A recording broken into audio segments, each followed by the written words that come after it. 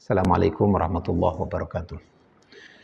Alhamdulillah alladzi bi ni'matihi tatimmus shalihat wa bi rahmatihi tatanazzalul barakat. Asyhadu an la ilaha illallah wa asyhadu anna Muhammadan abduhu wa rasuluhu.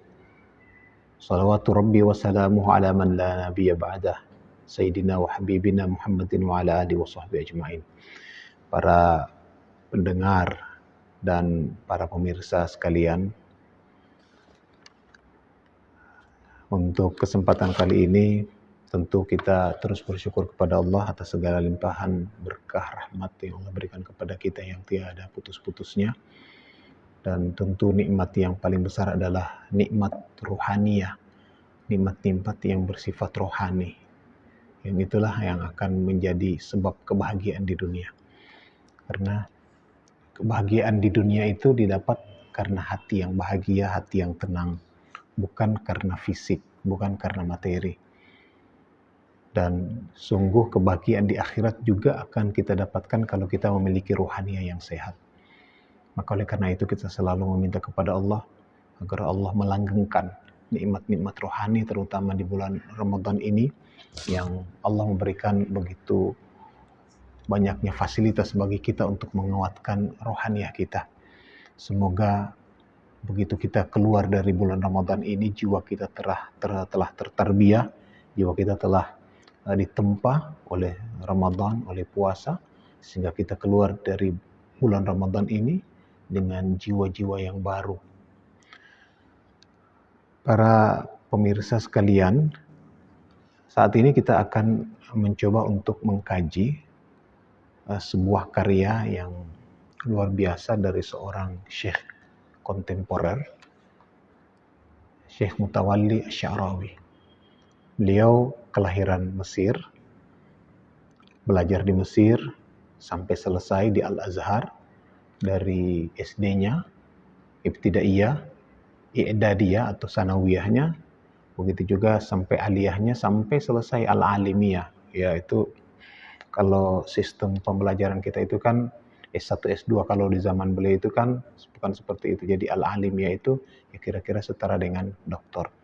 Beliau selesaikan di Al-Azhar dan beliau lahirnya di abad ke-20. Beliau lahir tahun 1911 dan meninggal belum terlalu lama, tahun 1998. Dan kebetulan waktu saya datang ke Mesir itu 1997, tapi tidak sempat lagi bertemu karena memang di akhir-akhir hayat beliau itu beliau sakit cukup lama. Beliau adalah ulama yang sangat terkenal, sangat merakyat, dan salah satu karyanya itu adalah tafsir ini. Tafsir yang biasa disebut dengan Khawatir Asy-Sya'rawi. Beliau menyampaikan tafsir ini itu secara lisan sebagai sebuah silsilah atau beliau sampaikan secara rutin itu di televisi Mesir. Jadi ini aslinya tidak tertulis, itu direkam, lalu ada kelompok yang mencoba untuk menulis kembali apa yang beliau tafsirkan ini. Jadi kehebatan Syekh Sya'rawi ini sangat luar biasa. Beliau mampu menyampaikan nilai-nilai agama, terutama tafsir ayat Al-Quran ini dengan bahasa yang sederhana. Jadi pembahasan-pembahasan yang mendalam dari Al-Quran itu bisa disampaikan dengan cara yang simple, sederhana. Dan tanda orang cerdas itu adalah menyederhanakan masalah. Tanda orang cerdas itu adalah bisa meringkas sesuatu yang banyak dengan kalimat-kalimat singkat. Dan Rasulullah Sallallahu Alaihi Wasallam salah satu kelebihan beliau adalah diberikan jawami'ul kalim. Jawami'ul kalim itu adalah orang yang mampu menjelaskan sesuatu yang mendalam tapi dengan bahasa yang sederhana, dengan bahasa-bahasa ringkas. Nah, Syekh Sya'rawi ini bahasa Al-Quran, tafsir-tafsir karya-karya klasik Syekh Ar-Razi, Al-Qurtubi, Ibnu Katsir, At-Tabari, itu beliau bisa sampaikan sudah menyatu dengan dirinya dan disampaikan dengan bahasanya, pembahasan kebahasaan. lughah dan sebagainya, balaghah dan sebagainya itu dengan bahasa yang sederhana sehingga tafsir beliau ini diterima oleh publik. Biasanya kita kalau ada penjelasan-penjelasan yang terkait dengan materi-materi ilmiah atau yang agak berat, itu biasanya yang menonton kelompok-kelompok tertentu, bukan kelompok awam. Dan kalau ada materi-materi yang bersifat sederhana, itu biasanya orang-orang tertentu yang elit para akademisi, para ulama itu cenderung tidak suka karena lebih banyak retorika. Tapi beliau ini itu mengandung makna yang dalam sehingga para ulama pun banyak memperoleh manfaat dari tafsir beliau, dan ini bisa diterima juga orang-orang awam sehingga orang-orang awam pun menerima manfaat. Beliau sampaikan tafsir ini dari tahun 1970-an terus sampai lengkap, sampai tafsir ayat surat-surat yang terakhir. Jadi ini kehebatan tafsir Asy-Sya'rawi, mampu menyederhanakan dengan bahasa yang indah, dengan bahasa yang mudah. Dan beliau di awal kitab ini ada madkhal namanya. Madkhal itu adalah pengantar. Jadi di pengantar itu beliau mengatakan, saya tidak mengatakan ini sebagai tafsir. Jadi beliau tidak menyatakan ini sebagai tafsir. Beliau mengatakan ini sebagai khawatir. Khawatir itu lintasan pikiran, lintasan hati. Sebuah adalah ide, gagasan yang melintas pada pikiran dan hati beliau saat membaca Al-Quran. Dan tentu ini tidak bersifat begitu saja atau liberal, tidak datang begitu saja, tapi datang berdasarkan apa? Pemahaman yang mendalam terhadap Al-Quran. Pemahaman secara komprehensif terhadap atau menyeluruh terhadap utuh terhadap Al-Quran. Pemahaman kebahasaan beliau yang luar biasa. Beliau sudah banyak membaca tafsir Al-Quran. Nah, lalu setelah itu jadi khawatir itu akan datang karena dua hal. Yang pertama, ilmu yang mumpuni. Yang kedua, kebersihan hati. Safa'ul qulub. Jadi orang akan datang sesuatu yang melintas di pikirannya tentang sebuah tafsir, tentang sebuah ayat yang mungkin itu kalau kita temukan dalam tafsir-tafsir biasa sulit untuk kita temukan, tapi beliau bisa menemukan makna-makna yang ada di dalamnya. Inilah kehebatan dari tafsir beliau ini. Itu disebut dengan tadabbur Al-Quran. Jadi tafsir ini tidak seperti tafsir biasa yang dimulai dari pembahasan makna lughah, lalu setelah itu asbabun nuzul, tidak seperti itu. Beliau membentangkan langsung kepada substansinya. Substansinya lalu dihubungkan dengan ayat-ayat yang lainnya. Jadi beliau merangkaikan bagaimana memahami sebuah ayat dengan ayat yang lain. Dan begitulah metode tafsir yang awal. Metode tafsir itu adalah memahami ayat dengan ayat yang lain. Setelah itu memahami ayat dengan hadis. Beliau rangkaikan seperti itu. Lalu setelah itu beliau bisa menghubungkan dengan realita yang ada. Termasuk penemuan-penemuan baru, termasuk ilmu-ilmu jiwa. Dan beliau memahami menekuni atau kalau bukan mendalami, mengetahui dan memahami penemuan-penemuan baru dalam ilmu pengetahuan. Jadi itu untuk madkhal beliau. Jadi beliau juga menyampaikan dari awal kitab tafsir ini bahwa di zaman Nabi juga tidak melakukan tafsir secara utuh menyeluruh kepada Al-Quran ini, tidak. Beliau hanya menafsirkan beberapa atau memberikan penjelasan beberapa ayat yang itu terkait dengan kepentingan masyarakat, kepentingan umat pada saat itu. Terkait dengan taklif. Jadi yang dijelaskan oleh Nabi itu adalah terkait dengan taklif. Karena Nabi itu diperintahkan untuk menjadi Nabi, untuk menjelaskan apa yang menjadi kewajiban, apa yang menjadi ajaran dari agama Islam. Jadi apa yang harus dilakukan oleh manusia dan apa yang harus ditinggalkan. Itulah inti dari ajaran Islam, mana yang boleh, mana yang tidak boleh untuk kebahagiaan manusia. Dia membuat sebuah manhaj, dia membuat sebuah aturan kehidupan. Apa yang boleh, apa yang tidak boleh, dan ini membuat kau akan bahagia di dunia dan bahagia di akhirat.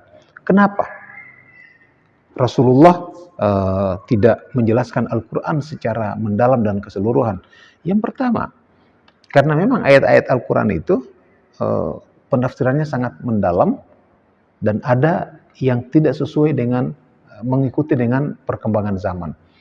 Kalau rahasia-rahasia alam, tentang alam raya, tentang penciptaan, tentang bumi, langit, dan sebagainya, tentang tubuh manusia disampaikan di zaman itu, maka yang dikhawatirkan ini tidak akan nyambung karena ilmu pengetahuan, peradaban pada saat itu belum nyampe. Dan itu kalau disampaikan justru akan membuat fitnah, akan membuat kehebohan. Maka beliau cukupkan seperti itu. Dan yang kedua, ini akan memalingkan orang dari tujuan utama kenabian, tujuan utama risalah. Tujuan utama risalah itu adalah bagaimana orang bisa menerima agama. Kalau lalu disibukkan dengan misalnya pembahasan bumi, bulat, pembahasan tentang proses janin di dalam tubuh, itu kan akan membuat orang bingung tentang penemuan ijaz ilmi, tentang kedokteran dan sebagainya, akan membuat orang bingung. Ini tidak kami ngerti, tidak nyambung. Akhirnya yang terjadi adalah perdebatan yang justru memalingkan orang dari tujuan Al-Quran itu sendiri, bagaimana orang beriman kepada Allah, bagaimana orang beriman dan melaksanakan manhaj dari agama ini. Yang berikut, kenapa tafsir oleh Rasulullah juga itu tidak dilakukan secara mendalam?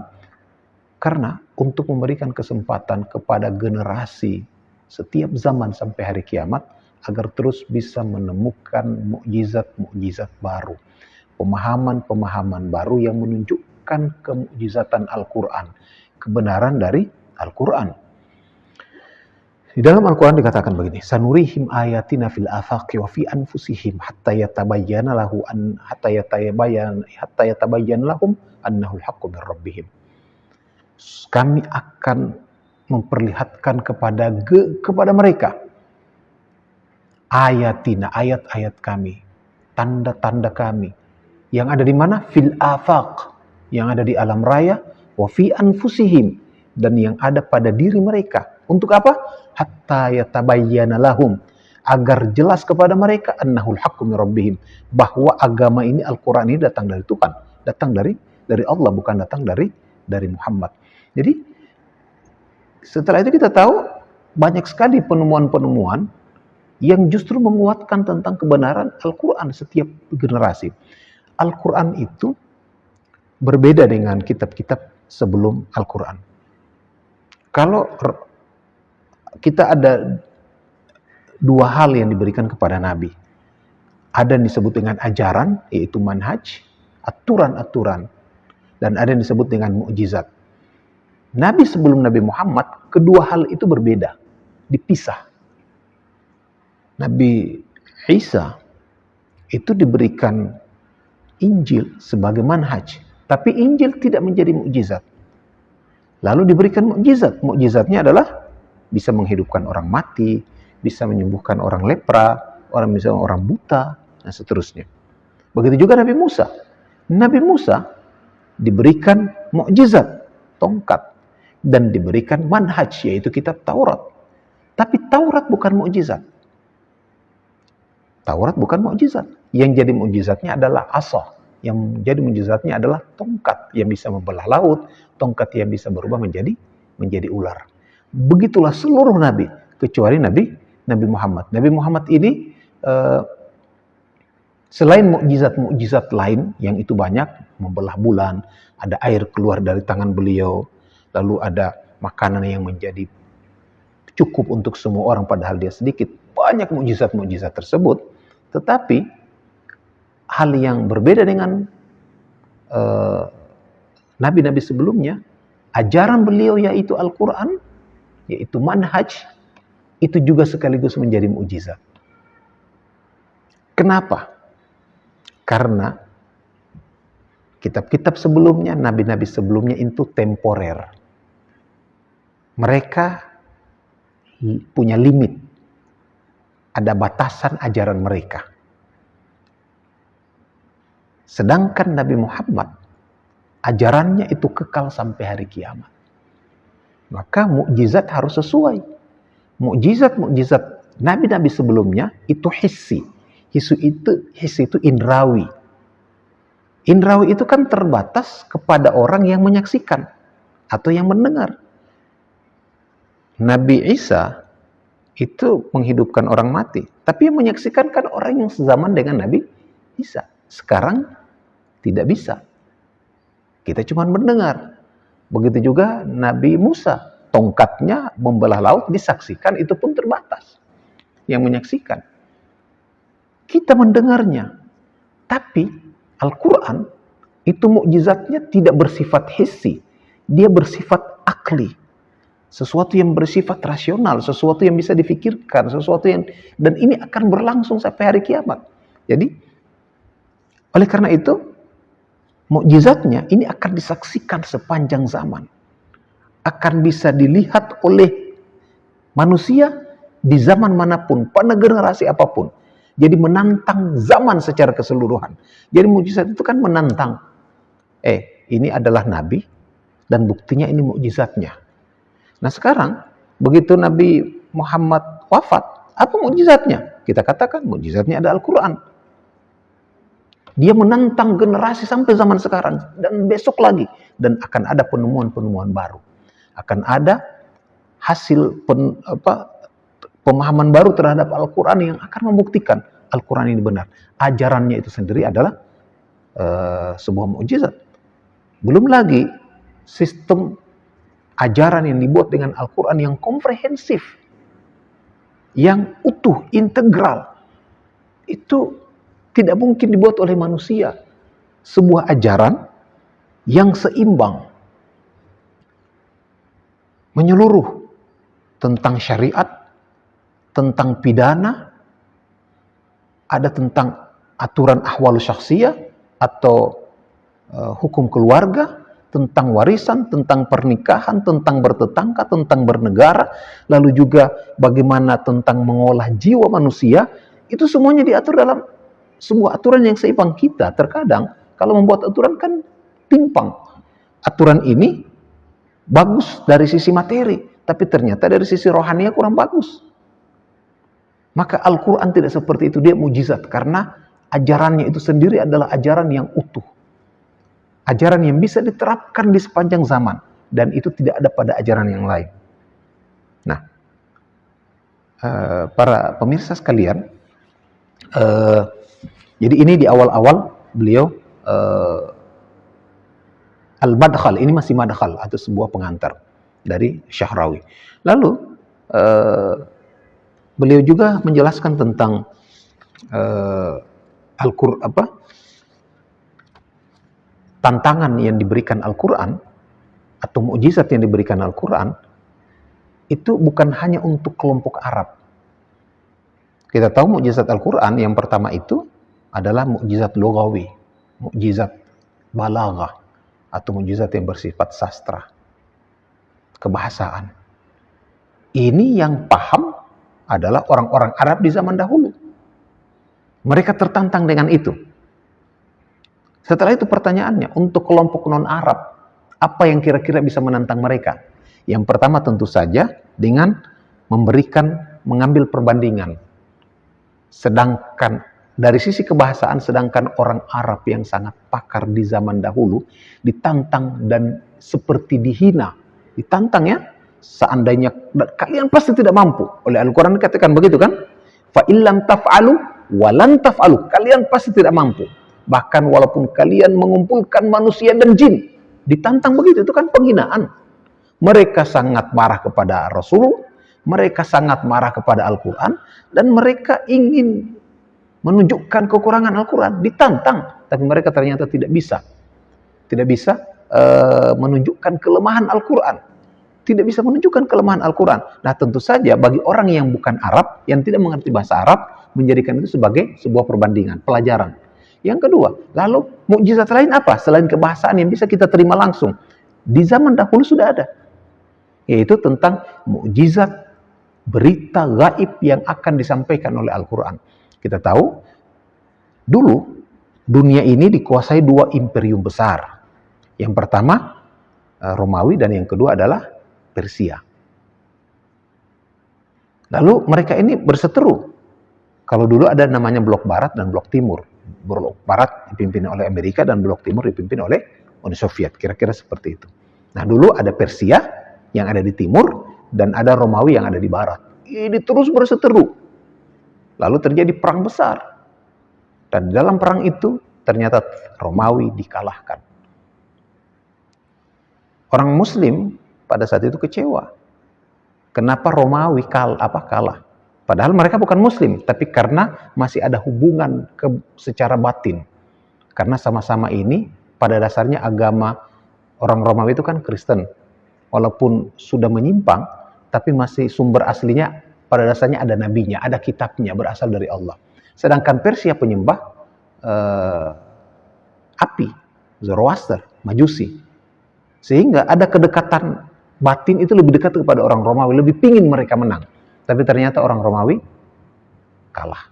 Itu diabadikan oleh Al-Quran. Ghulibat alif lam mim, ghulibatir rum fi adnal ardi wa hum min ba'da ghalabihim sayaglibun. Umat Islam kecewa, lalu oleh Al-Quran dikatakan telah dikalahkan bangsa Romawi. Lalu setelah itu Rasul Allah menjanjikan kelak mereka akan diberikan kemenangan. Wa hum min ba'da ghalabihim sayaglibun. Nanti mereka setelah kekalahan ini mereka akan menjadi pemenang.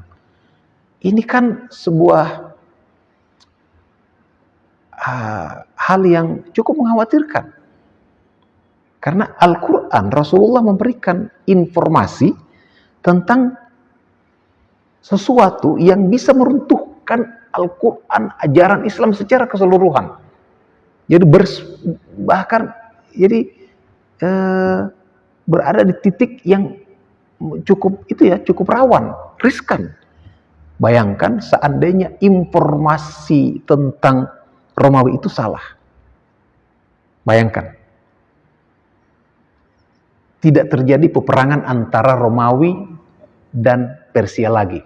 Itu kan berarti pemberitaan Al-Quran salah. Dan anggap terjadi peperangan. Tapi ternyata Romawi menang lagi. Romawi kalah lagi. Berarti kan pemberitaan Al-Quran salah. Lalu jeda waktunya, masa waktunya, peperangan itu dikatakan oleh Al-Quran fi bid'i sinin. Bid'i sinin, bid'an itu dari 3 sampai 9. Berarti peperangan itu akan terjadi di masa itu, bukan 1 tahun dan bukan di atas 10 tahun. Itu kan ada risiko besar yang diambil oleh Al-Quran. Akan tetapi karena ini bukan perkataan Muhammad, bukan perkataan manusia, ini perkataan Allah, dengan penuh percaya diri Rasulullah menyampaikan itu kepada umat. Akan terjadi perang kembali, mereka tidak usah khawatir, dan setelah itu orang Romawi akan kalah, akan menang. Dan itu terjadi di antara 3 sampai 9 tahun. Coba bayangkan, perang terjadi dan orang Romawi menang, tapi terjadinya di tahun ke-15. Al-Quran langsung batal, seluruh ajaran Islam langsung batal, dan orang mengatakan tidak benar. Coba lihat, Al-Quran bohong. Tidak valid informasinya. Padahal ajaran yang lain bagus. Tapi ini bentuk mukjizat yang disampaikan oleh Al-Quran kepada bangsa selain bangsa Arab. Lalu, kalau untuk generasi kita sekarang, yang kita tidak terlalu mengerti kebahasaan bahasa Arab, balaghanya, sastranya, apa yang menentang kita? Penemuan-penemuan ilmiah. Yang itu di zaman Nabi tidak dijelaskan karena memang peradaban pada saat itu belum sampai.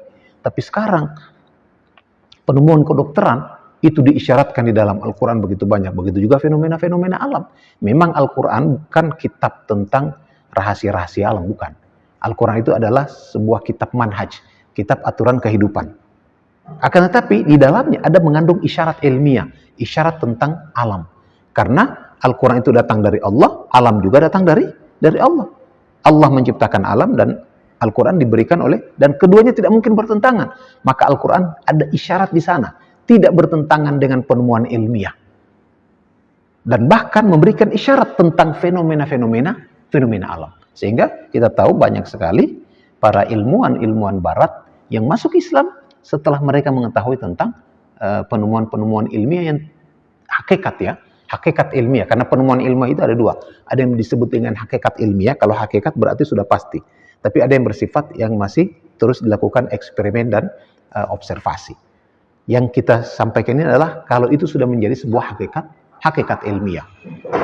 Nah, jadi ini yang berikut yang boleh disampaikan dalam kitab ini. Hal berikutnya adalah Al-Quran itu mukjizatnya juga adalah kemampuan Al-Quran untuk menyentuh yang disebut dengan Syekh Syarawi itu adalah malakat khafiyah fi nafsil insan atau fi nafsi, adalah sisi terdalam pada jiwa manusia. Itu Al-Quran. Sehingga orang sekedar mendengar Al-Quran, yang penting receivernya ini siap menerima, maka dia akan tersentuh. Jadi kemampuan Al-Quran memberikan ta'thir, memberikan pengaruh kepada jiwa manusia itu dahsyat. Terlepas dari mukjizatnya, terlepas dari keilmiahannya, terlepas dari pemberitaan-pemberitaannya, bahasanya saja didengar orang enak dan memberikan pengaruh dahsyat. Oleh karena itu, orang-orang Quraisy saking takutnya terhadap pengaruh Al-Quran terhadap masyarakat Quraisy, mereka mewanti-wanti kepada masyarakatnya, kepada umatnya, jangan sampai kalian dengar itu Al-Quran. Di dalam Al-Quran dikatakan, وَقَالَ الَّذِينَ كَفَرُوا لَا تَسْمَعُوا لِهَذَا الْقُرْآنِ وَالْغَوْا فِيهِ لَعَلَّكُمْ تَغْلِبُونَ. Dan berkatalah orang-orang kafir Quraisy, ya, jangan kalian lagi dengar ini Al-Quran. Jangan kalian dengar. Kenapa? وَالْغَوْا فِيهِ, bahkan bikin ribut. Bikin sesuatu yang mengganggu supaya orang tidak dengar Al-Quran. Bukan cuma jangan dengar, tapi kalau Al-Quran lagi dibacakan, bikin gangguan, bikin keributan, agar orang tidak terpengaruh.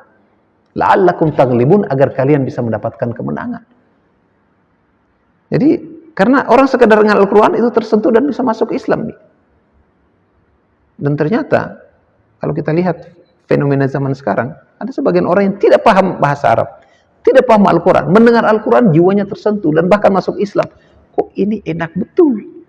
Ini sesuatu yang luar biasa. Pertama kali kami dengar dan menghujam. Jadi ketertarikan awal cuma sekedar mendengarkan Al-Quran.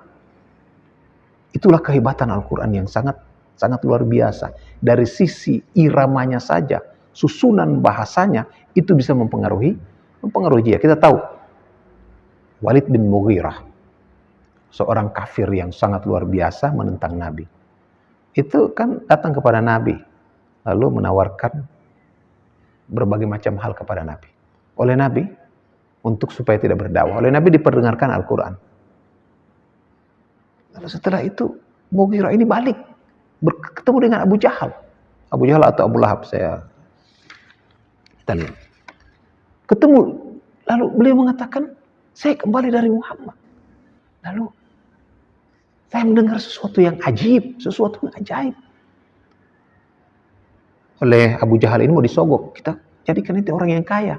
Sudah jangan lagi cerita tentang kehebatan Al-Quran. Kalau cuma kaya, kita yang paling kaya dari ini semua. Kita adalah orang yang paling kaya dari kalian semua. Kita yang paling berpengaruh, kita tokoh di sini. Ini kata-kata yang luar biasa. Ini bukan kata manusia, kalau cuma sekedar syair. Saya ini yang paling ahli bahasa di antara kalian. Saya mengetahui semuanya. Tapi ini lain daripada yang lain. Innalahu lahalawa. Ini ada sesuatu yang sangat indah, sangat manis. Wa inna alaihi latalawa. Hanya kata Abu Jahal begini, ini kalau didengar oleh kaummu, mereka akan tolak. Mereka akan merontak dan tidak menjadikan engkau lagi sebagai pemimpin. Kalau begitu saya pikir-pikir dulu. Jadi yang membuat mereka itu tidak menerima Al-Quran bukan karena mereka tidak mengakui kehebatan Al-Quran, tidak. Tapi ada kekhawatiran kalau mereka menerima Al-Quran nanti akan dijauhi oleh kaumnya. Karena yang masuk Islam di zaman Nabi itu kan banyak orang-orang lemah.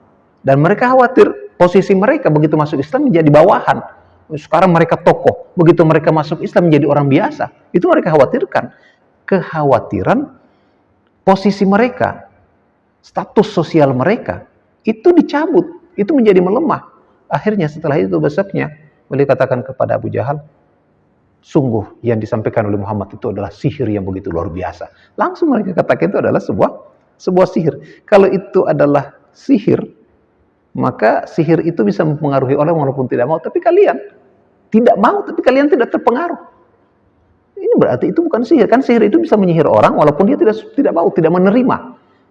Kalau yang dikatakan oleh Muhammad itu adalah sihir, maka kalian akan terpengaruh juga. Tapi ternyata tidak. Oh, itu syair. Lah, apakah Rasul ini atau Nabi ini innahu laqaulu wa ma huwa biqauli syair? Apakah Nabi ini pernah dikenal sepanjang kalian hidup 40 tahun dengan Nabi? Beliau pernah mengucapkan syair sekalipun, pernah belajar syair? Tidak. Ini bukan syair. Dan tidak mungkin sebuah kejeniusan itu atau al-abqariyah itu muncul tiba-tiba setelah umur 40. Orang itu akan terlihat jenius dari sejak kecil, umur 20 akan terlihat karya-karya hebatnya. Tidak menunggu nanti tua. Lalu kenapa Nabi harus menyembunyikan ini dari lahir sampai nanti tua, tiba-tiba muncul dengan sesuatu yang begitu luar biasa? Dan apakah Nabi bisa menutupi itu dan mengetahui Nabi akan mati nanti? Tidak akan mati sampai umur 40. Jadi tidak mungkin ini sesuatu yang datang dari Nabi. Ini bukan syair. Nabi tidak dikenal, tidak pernah belajar syair. Nabi itu tidak hebat dalam bersyair. Karena Nabi itu ummi. Nabi itu tidak bisa baca tulis. Nabi dijaga untuk tidak bisa baca tulis. Untuk apa? Tidak ada tuduhan. Tidak ada celah untuk menghantam Al-Quran. Oh, dia dituduh sebagai pembohong. Lah, ini lebih lemah lagi. Selama 40 tahun hidup kalian tidak pernah sekalipun bohong. Bahkan kalau kalian sangat percaya apapun yang disampaikan oleh Nabi. Sampai Nabi waktu khutbah pertama, beliau mengatakan, wahai kaumku, kira-kira kalau aku katakan dari balik gunung ini ada pasukan yang akan menyerang kalian, apakah kalian percaya? Oh iya, kami percaya. Bagaimana tidak? Kau tidak pernah sekalipun berbohong. Begitu Nabi mengingatkan tentang ajaran Islam, tentang tauhid la ilaha illallah, mereka menentang.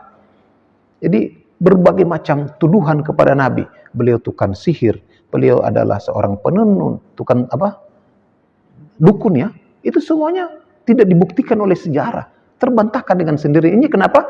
Karena mereka ini bingung, apalagi akan mereka tuduhkan. Mereka sudah kalah telak dengan Al-Quran. Jadi ini yang disampaikan oleh Sya'rawi pada madkhal atau pengantar kitab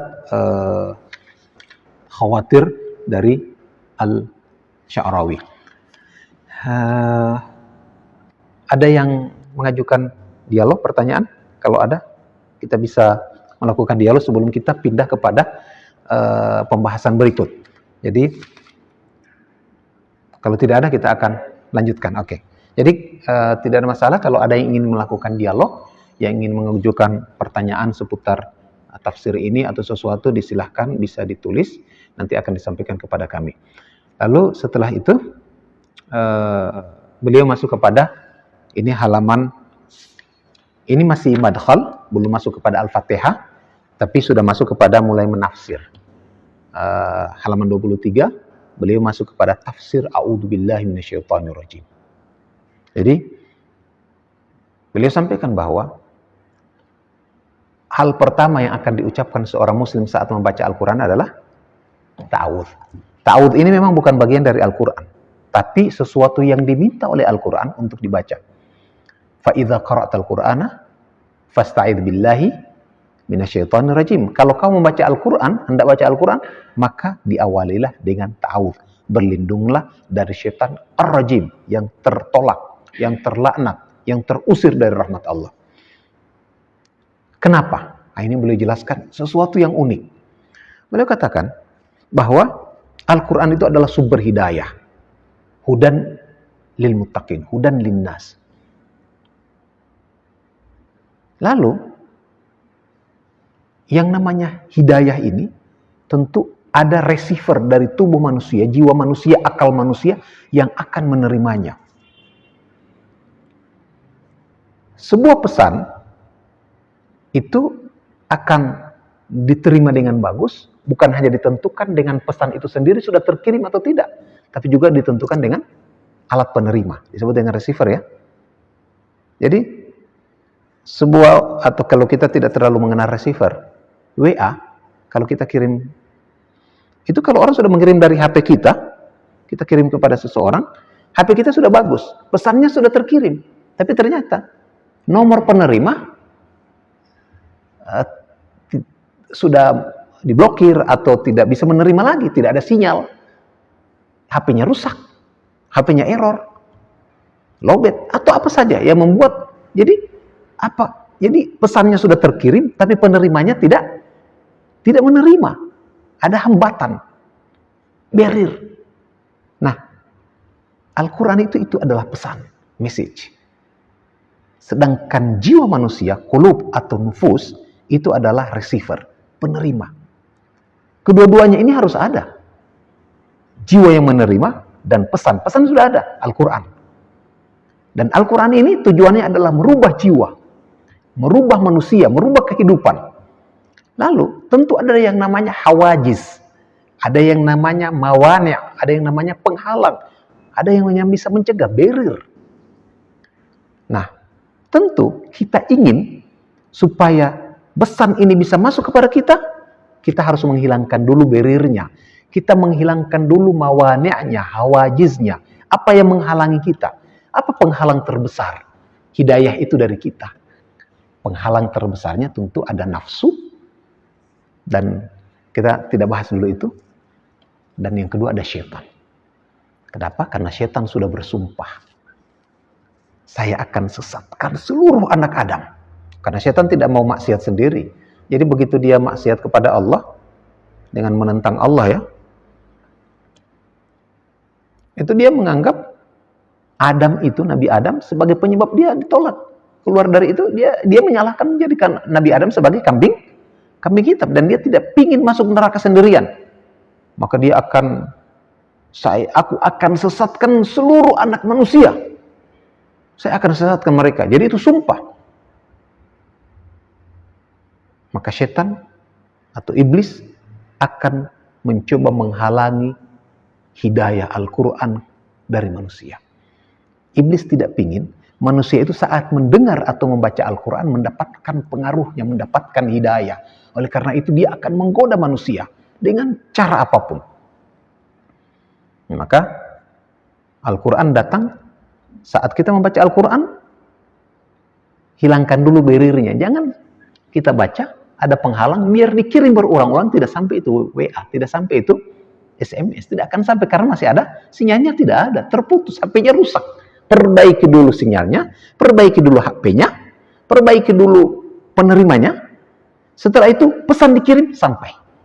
Tidak putus-putus, sampai dengan utuh. Begitu juga, hilangkan dulu pengaruh setan. Dan untuk itu kita membaca ta'awudz. A'udzubillahi minasyaitonirrajim. Kenapa kita berlindung kepada Allah? Aku berlindung kepada Allah dari setan yang matrud. Rajim itu matrud. Matrud dari la'ar. Terusir dari rahmat Allah. Kenapa? Karena para pemirsa sekalian, kalau kekuatan manusia beradu dengan kekuatan, itu akan beradu yang paling kuat, itulah yang akan menang.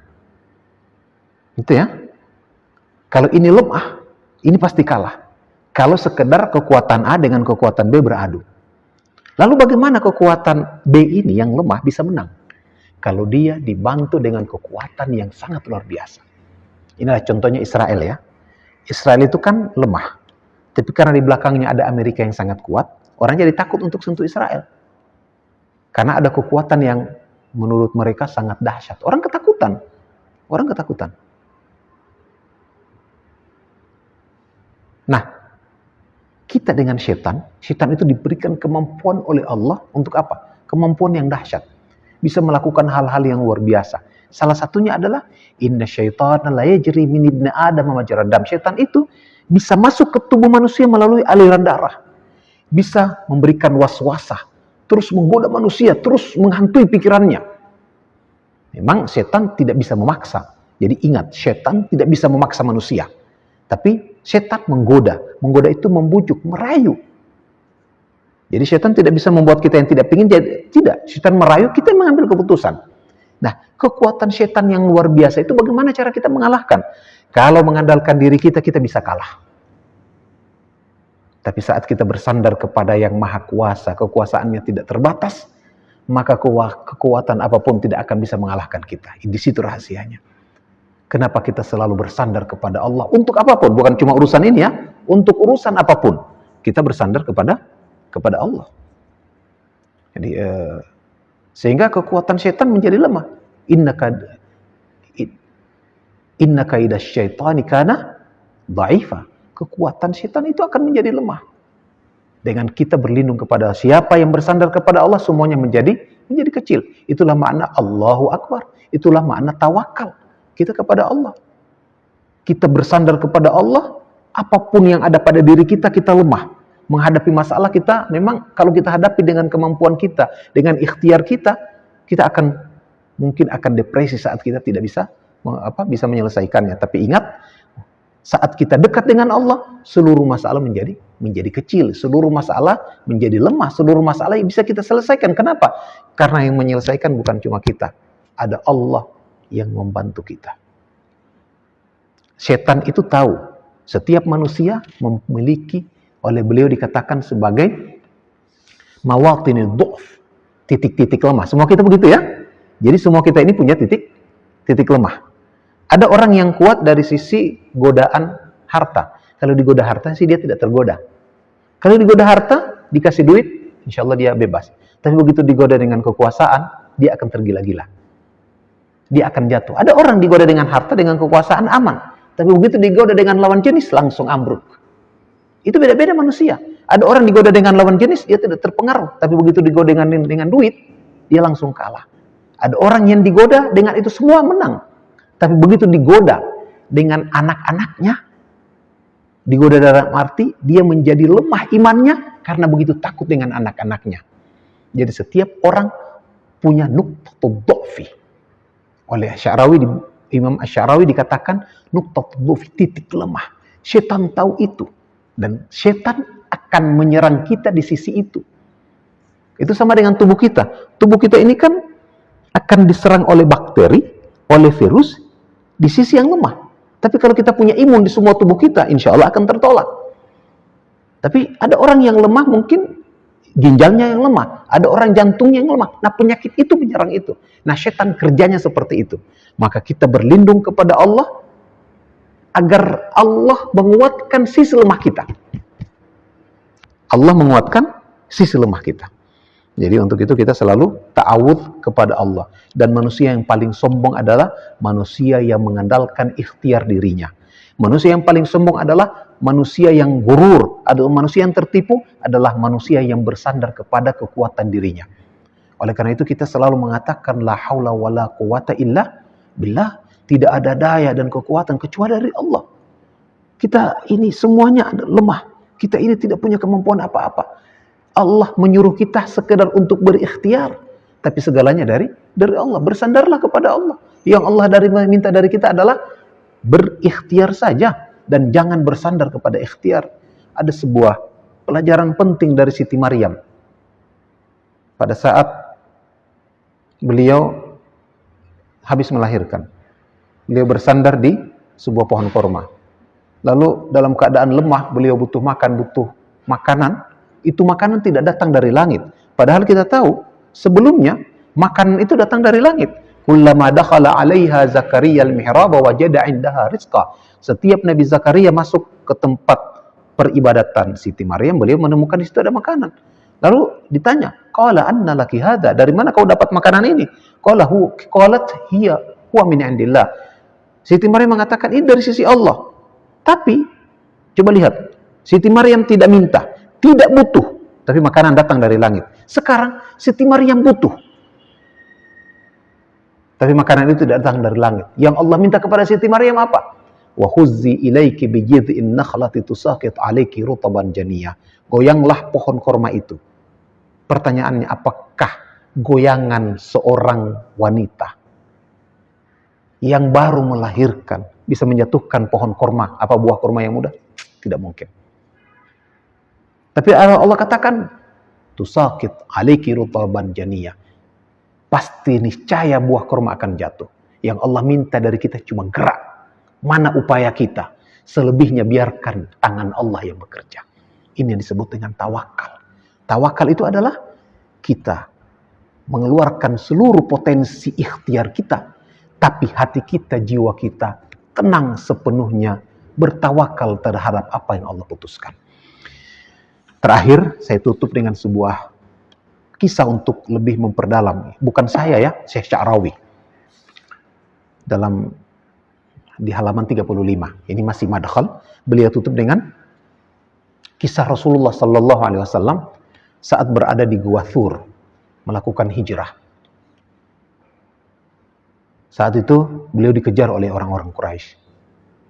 Saat melihat mereka ada di dalam, ternyata orang-orang Quraisy sudah berada di tepi pintu gua. Sampai Abu Bakar mengatakan, wahai Rasul, seandainya mereka menengok, mereka pasti akan menumpang kita. Tapi dengan tenang, Rasulullah sallallahu alaihi wasallam mengatakan, ma dhannuka bithnaini wallahu thalithuhuma. Apa menurut pendapatmu, apa dugaanmu? Seandainya ada dua orang lalu yang ketiganya ada Allah. La tahzan, innallaha ma'ana. Tidak usah khawatir, Allah bersama kita. Begitu Allah bersama kita, coba lihat. Seluruh alam bekerja untuk kepentingan orang tersebut, kepentingan Rasul. Dan mereka tidak melihat lagi Rasulullah sallallahu alaihi wasallam. Kalau kita bersama Allah, maka semuanya akan menjadi lemah dan kita akan menjadi kuat. Demikian, tetap tidak ada dialog, tidak ada pertanyaan ya. Kita cukupkan sampai di sini dan insya Allah pada kesempatan berikut kita akan masuk pada ayat pertama dari surat Al-Fatihah. Kita tutup dengan membaca doa kafaratul majelis. Subhanakallahumma wa bihamdika asyhadu an la ilaha illa anta astaghfiruka wa atubu ilaik. Wallahu al-muwaffiq ila aqwami at-thariq. Assalamualaikum warahmatullahi wabarakatuh.